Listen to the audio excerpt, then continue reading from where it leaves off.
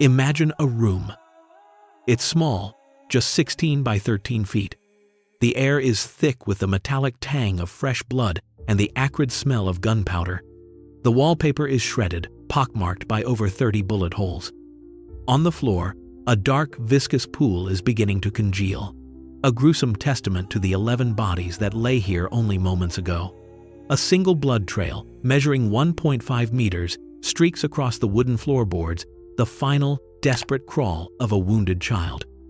This isn't a scene from a horror film. This is the Ipatiev House, Yekaterinburg, the 17th of July, 1918. We have the forensic reports, the measurements, the chemical tests. But to understand the science of this slaughter, you must first understand the 1,000-year history of blood and power that led directly to this cellar. And now, please stop the video and subscribe to our channel. To be able to keep making videos like this, we need to reach 1,000 subscribers as soon as possible. Thank you. How does a nation go from scratched notes of love and commerce on birch bark to a bullet-riddled basement? That is the question. The dark thread we will follow. Official histories give you dates and names, the sanitized version they want you to hear. But we have the documents they tried to ignore, the evidence that tells the real, physical story. We have to begin in Novgorod, because it's there, preserved for nearly 1,000 years in the damp, forgiving clay, that we find the actual voices of the first Russians.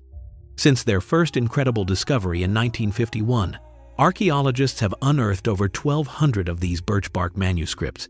Picture it: thin, flexible strips of wood, etched with a stylus, carrying the most intimate secrets of a forgotten world. This isn't just about tax records or legal disputes. We have the homework of a 7-year-old boy named Onfim, his charming little doodles of himself as a knight scattered amongst his writing practice. We have a simple, almost painfully modern message from one man to a woman he desires, from Mikita to Malania. Marry me, I want you, and you want me. Can you feel the humanity in that? These were not brutish stereotypes from a history book. They were literate, complex, vibrant people who loved and fought and dreamed. This is our baseline, a world you can recognize. So, what happened? What sickness invaded this society? What corruption of the soul took Russia from these simple human connections and dragged it, step by bloody step, toward that cellar in Yekaterinburg? The answer begins with one man, the first ruler to truly understand that absolute power is not just political, but physical. It is a force to be written on the human body. Our journey into darkness begins with the first Tsar to embrace this terrifying new power. And so we arrive at the architect of this new terror, Ivan IV. A man so infamous his name is now a warning. Ivan the Terrible. To understand the darkness he unleashed, you first have to appreciate his genius, his vision. Look at his monument to God, Street Basil's Cathedral. It erupts from the heart of Moscow like a fever dream, a riot of color and impossible shapes. We have the measurements. It stands 213 feet tall, a marvel of 16th century engineering built on white stone foundations with walls of then modern red brick. For a time, it was the tallest building in the city. But it's a discovery made during a restoration in the 1,950 seconds that reveals the true nature of the man. Hidden deep within those massive brick walls is a secret, an entire internal wooden frame running the full height of the structure. It was a life-size model, a perfect skeleton that Ivan had his masons encase in stone. You can almost admire the cold, calculated brilliance of it, but every monument casts a shadow, and Ivan's shadow was long, and it was black. It took the form of an army, his personal instrument of terror, the Oprichniki. Imagine them, an army of thousands, dressed in black, riding black horses. A symbol of the abyss itself. Tied to their saddles, they carried a severed dog's head to sniff out treason, and a broom to sweep it away from Russia forever. The official histories, the ones that want to keep you comfortable, will tell you this was a necessary political purge, a campaign against the treacherous boyar class. But that's a lie of omission. We have a primary source, an account that was buried for centuries, written by a man who was there, a German mercenary named Heinrich von Staden, who rode with the Oprichniki. And his testimony isn't a political analysis. It's a witness statement to horrors that the official records would never dare to print. It is a far more stomach-churning story. This is what the official histories omit. Staden's account isn't a political summary. It's a sensory diary of atrocity, a logbook of state-sanctioned sadism. So, forget what you've read about organized purges against a noble class. That's a clean, sterile lie. Picture this instead. A public marketplace. The air thick with the smell of livestock and wood smoke. But that smell is suddenly pierced by the wet, rhythmic thud of heavy cudgels striking flesh, followed by the high-pitched screams of men being publicly beaten, their bones broken, until their families could pay off imaginary debts.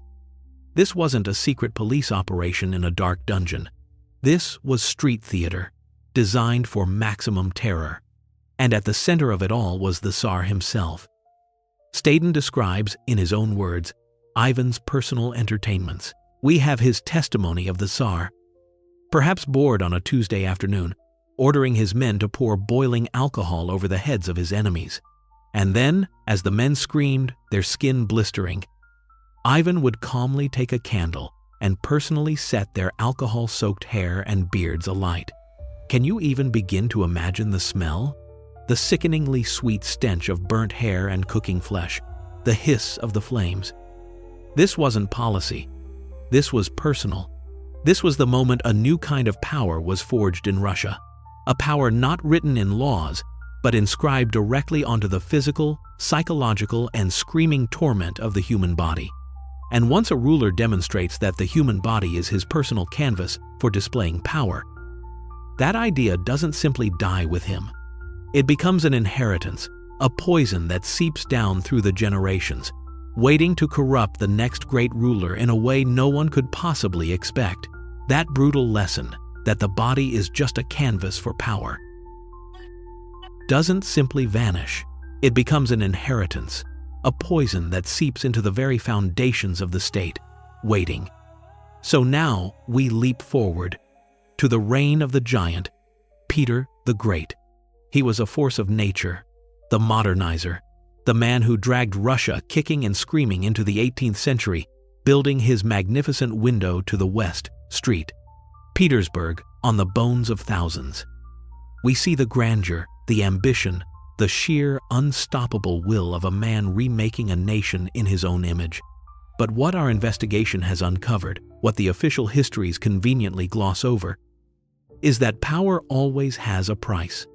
And that price is often paid, ounce by agonizing ounce, by the body itself. We have the documents. The archives hold the Tsar's final medical records, and they are not for the faint of heart. In January of 1725, as he lay dying, his doctors made a horrifying discovery, draining a full liter of what they described in their own records as putrid urine from his body. And it gets worse. We have the autopsy report. It speaks not of a great leader, but of decaying flesh, of gangrene consuming his bladder from the inside out. As Peter built his magnificent, sprawling empire on the outside, a hidden internal corruption was literally eating him alive. It's a pattern you'll start to see everywhere in this history, if you know where to look. For more exclusive details from these hidden archives, the kind of information that changes how you see everything, make sure you subscribe. This pattern of external power and internal rot doesn't end with Peter. In fact, it's about to trigger the largest and bloodiest popular uprising Russia has ever seen. That internal rot, that fear festering inside the halls of power, inevitably creates a vacuum. And into that vacuum steps a nightmare. Enter Yemelyan Pugachev, a Cossack from the frontier who makes a claim so audacious it threatens to burn the empire to the ground. He declares he is the murdered Tsar, Peter III, returned from the dead to reclaim his throne. It's a lie, but it's a powerful one, and it unleashes the largest and most brutal peasant revolt in Russian history. The state's response, led by Catherine the Great, is predictably horrific. When Pugachev is finally captured, his sentence is made public, designed to be a lesson in terror for any who would dare to challenge the crown. He is to be publicly quartered on Bolotnaya Square in Moscow. Imagine that, a slow, agonizing dismemberment, his limbs severed one by one while he is still conscious. The state's revenge performed piece by piece in front of a crowd. This is the history you know, the one written in the official chronicles. But we have Catherine the Great's private correspondence. We have a hidden order sent in secret to the executioner. A document that reveals the deep psychological conflict of absolute power. We can now reveal the shocking truth. Catherine, in a private act of what she perhaps considered mercy, commanded that Pugachev be beheaded first, to spare him the full, prescribed horror of the state's public revenge. It was a secret compassion, an order that had to be concealed, and it reveals a profound conflict in the mind of the autocrat. The public face must be ruthless terror, but the private conscience demands a secret, hidden act. This growing divide between the public mask and the private truth will soon become an unbearable burden for the Romanovs, pushing one of Catherine's own descendants to consider an escape so radical it borders on the impossible. That growing divide, the chasm between the public mask of the autocrat and the private, tormented soul, would soon become an unbearable burden. By the 19th century, the secrets of the state were becoming far more elaborate, the lies more desperate. We now investigate the official death of Tsar Alexander I in 1825. The official cause: typhus, contracted in the southern city of Taganrog. A simple, tragic end for the man who defeated Napoleon. But the court documents, the very records meant to solidify this moment in history, are a mess, riddled with contradictions and details so bizarre they demand scrutiny. The official report, for example, contains a detail that makes no medical sense, noting that the deceased Tsar's back and bottom were a dark red color. Then there's the speed of the body's decay. They claimed it decomposed so rapidly that by the time it reached St. Petersburg for the official funeral, it was utterly unrecognizable. Convenient, wouldn't you say? But that's not the most shocking part. We have a claim, pulled from a suppressed report written in 1921, nearly a century after Alexander's death, when Soviet officials, eager to debunk the myths of the Tsars, opened his tomb. They found it empty. Let that sink in. The tomb of the Emperor of all Russia was vacant. We are left with a haunting theory that the Tsar faked his own death, abandoning an empire to live out his days as a simple, anonymous holy man. Which brings us to the ultimate question, a question that strikes at the very heart of this entire history. What kind of horror, what kind of crushing, soul-destroying weight would make a man with absolute power simply disappear? The answer would soon be written in blood on the streets of his capital. That crushing weight, that terror that could make a Tsar want to simply disappear from his own life, couldn't be contained within the palace walls forever. The secrets had to come out. And they did, exploding onto the streets of St. Petersburg on the 22nd of January 1905, a day that will forever be known as Bloody Sunday. This is the precise moment the bond between the Tsar and his people shatters, and we have the forensic eyewitness accounts to show you exactly why. Forget the sanitized reports of casualties. We're going to use the testimony of a French correspondent who was on the scene.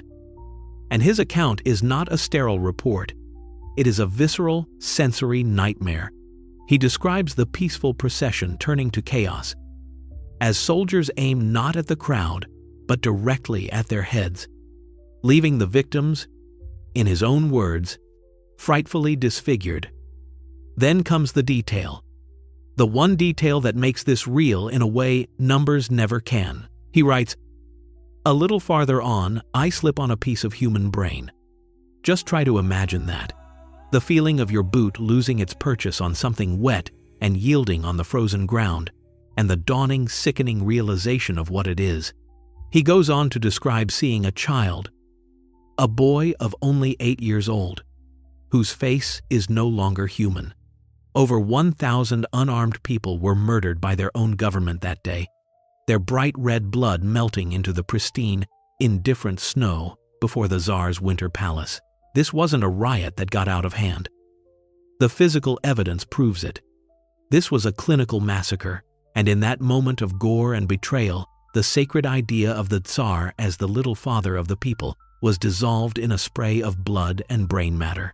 This act of cold, calculated violence would set a new precedent. It was a lesson in brutality that Russia would not forget, a lesson that would be paid back in full to the Tsar's own family in a small, cramped room where the killing would be just as clinical and far more personal. And so that lesson, the one taught in the snow on Bloody Sunday, that violence should be swift, overwhelming, and impersonal, would be paid back in full. It was an inheritance of blood, and it brings us back to our starting point, to that small, cramped cellar. But first, to understand the cold efficiency of the end, you have to understand the murder that set the stage for it. The assassination of Grigory Rasputin. The myth is fantastic, isn't it? A man who survived poison, multiple gunshots, a savage beating, only to finally be drowned in a frozen river. It's a story of a supernatural demon. But it's a lie. We have the post-mortem. We have the forensic reality. And it shatters the myth completely. There was no evidence of poison found in his body. There was no great epic struggle. There was just a single, contact-range gunshot wound to the forehead. A pathetic, clinical execution. That cold, simple reality, the reduction of a larger-than-life figure to a simple ballistics problem, is the crucial prelude to the Ipatiev House. So now we return to that room. You understand the context. You understand this final act of horror wasn't an aberration. It was the culmination of 1,000 years of escalating brutality. We can now reveal the rest of the forensic report from that cellar. Investigators documented the trajectory patterns of over 30 bullets, fired from a mix of revolvers and rifles, shredding the walls and the bodies within. Chemical analysis confirmed the viscous stains on the floor were unequivocally human blood. But the most haunting detail, the one that defies simple explanation, comes from later witness accounts. For years after the murders, they claimed that dark, reddish stains would inexplicably reappear on the walls of that room, bleeding through fresh layers of whitewash and paint, as if the very structure of the house refused to forget the horror it had witnessed. It was a physical manifestation of a national trauma, a wound that refused to heal. The cellar is quiet now. The bodies are gone, dissolved into history, their bones unearthed and identified by the cold, precise science of DNA. But the pattern remains. The pattern is the one thing that never goes away. The physical evidence we've followed, from the intimate, sadistic horror of Ivan the Terrible's burning beards, to the cold, impersonal efficiency of the single bullet in Rasputin's skull, to the final, chaotic slaughter on the blood-soaked floor of the Ipatiev House, it all reveals one undeniable, terrifying truth. This was never just a history of Russia. It has been a forensic investigation into the true nature of absolute power and its horrifying effect on the human body and the human soul. It's a study in how violence evolves, from the personal to the political, from a hot-blooded act of rage to a cold-blooded act of policy. The black-clad Oprichniki on their dark horses were simply the ancestors of the Cheka in their leather jackets. The tools changed, but the job remained the same. The application of terror to the human body to maintain control. And this cycle of violence, documented in these forgotten files and autopsy reports, poses a final, disturbing question that extends far beyond the borders of Russia. Is this savagery, this 1,000-year inheritance of blood, a uniquely Russian story? Or is it a blueprint, a dark potential for horror that lies dormant within any nation, waiting for power to become absolute, for accountability to disappear, and for the screams to begin? The evidence suggests the answer should terrify us all.